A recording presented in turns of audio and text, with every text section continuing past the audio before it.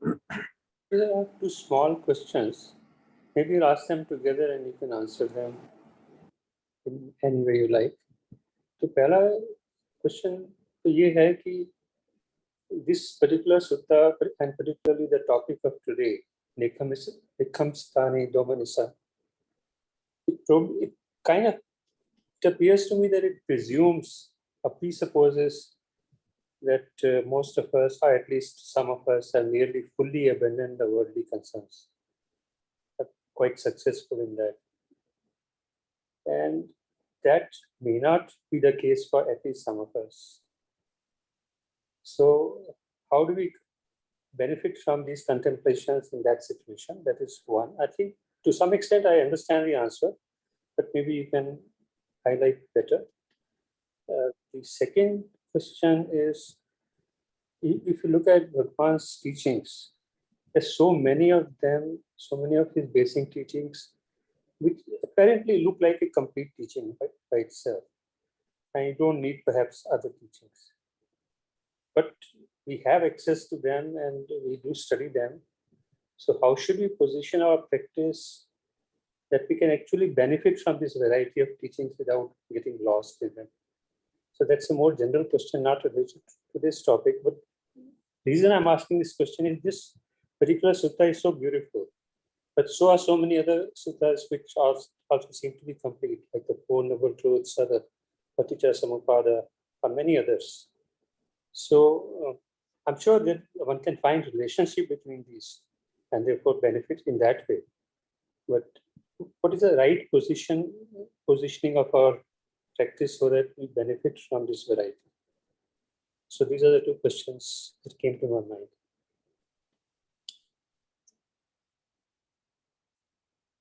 A sutta like Vibhanga Sutta, which does the analysis of experience in such great detail,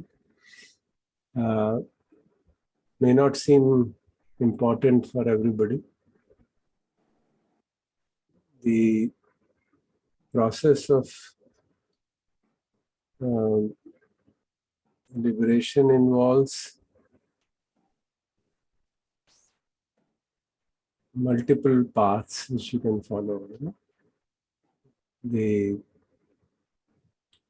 Anupashanas of various kinds, Four Noble Truths, dependent origination, and then the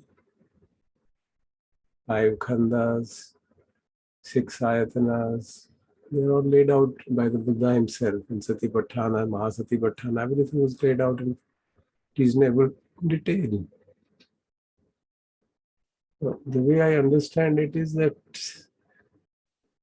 the extent to which a person would really be able to appreciate different teachings will depend upon the extent of his panya. To what extent he can really see the interconnection between teachings.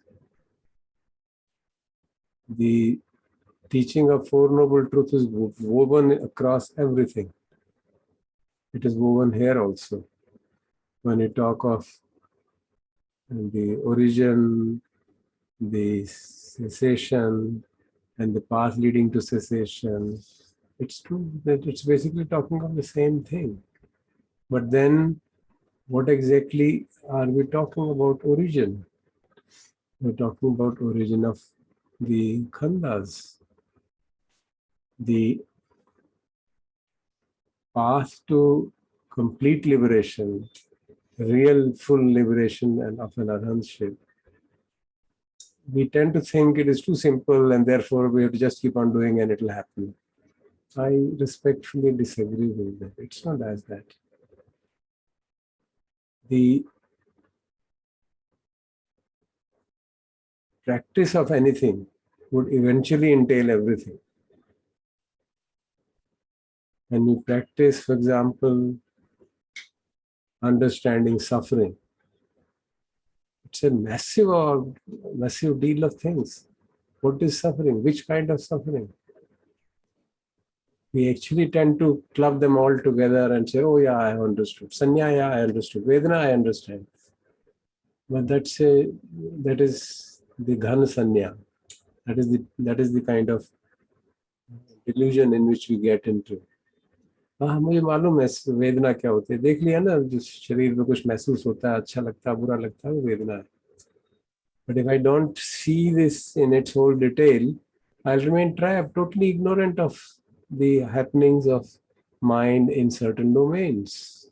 I'll totally remain ignorant of it and come to believe, oh, I have really broken through these sannyas and all that, or understood Vedana thoroughly. Because the latent tendencies are so deeply embedded that they don't become evident unless there is a trigger of that kind. That trigger is provided by karma. When a particular karma will ripen and it will trigger my deeper latent tendencies is not within my control. But when I practice teaching like this, then I actually create conditions for them to arise. And then see them and let them go. So I'm able to, it's a kind of accelerated path of practice. Of course, I can not need to do anything. I can wait till cows come home, and then some days the sankhara will arise, and I will know, oh, that sankhara is still there. Attachment to form has gone, but attachment to sound still remains. Or attachment to touch still remains. But because I'm not constantly in touch with people and touching things and finding out. So the power of vibhanga, power of analysis and distribution, cutting it across is for complete liberation. For really breaking through every element of every crevice of our mind and seeing where we get trapped. I don't know whether without doing that one can really get enlightened. I don't know. Maybe. But the way I understand the teachings, it doesn't seem likely to me. Because I've seen. We should position ourselves by contemplating different teachings in relation to each other, perhaps. Yeah. You see, the very fact, for example, if you take Four Noble Truths, very fundamental, understanding suffering. What does it mean to understand suffering? Where does suffering arise? It arises due to tanha. What is tanha? Which kind of tanha? Mahasatipatthana lists 60 kinds of tanha. 60. Do we really understand even them? Are we even cognizant of them? So the issue arises because the teaching is not just only for management of our day-to-day life. It is for transcendence, breaking through to the sign that no more rebirth, which is a very massive thing. We kind of underplay it. It's not a small thing. Becoming fully enlightened is a massive undertaking. Massive undertaking. Even entering the stream is a massive undertaking. We can always get a kind of feeling, kind of a self-assured kind of a mindset. Oh, now I understand. This Sakai Ditti 5 khandas, I don't think I take them personally. So that's done enough. I'm already broken through. I've entered the stream. I can always create that mental picture. I may not say it because of embarrassment, but I may have that mindset. Yeah, I understand it fully, of course. And then I don't have any attachment to any rituals, and I have no doubt about the teaching. So it's done. My own assessment has been caution. Because these thoughts have come to me for years, but I know that it's not true. Because there is that element of identity still existing with these khandas, and somewhere it keeps on lurking beyond my ability to figure out. And then suddenly something happens and I see, oh my God, I'm still trapped. This statement is causing me to take it personally. Just a shabd, just a statement of false accusation is causing me pain. My God, then what is the attachment to identity with five khandas gone? What happened to Vedana and not identifying with Vedana? Obviously, it's not there still. So when I'm careful in self-introspection, I can figure out that the path is quite a challenge.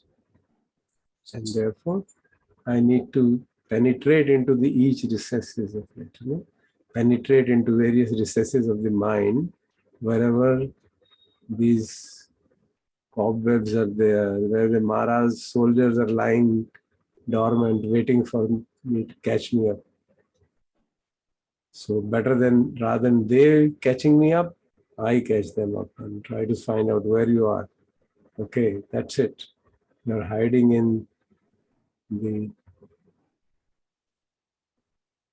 Sota Sampasada Vedana. You're hiding there. Okay, let me see. Let me work on it. Work on it again and again. So that's how I look at it personally. Of course, it may or may not appeal to everybody. That's a very, very nice way of putting it. Basically, every teaching is feeding into every other teaching in some way. We have to figure out where we lack where we have problems, and there are lots of problems. Right, so thank you very much.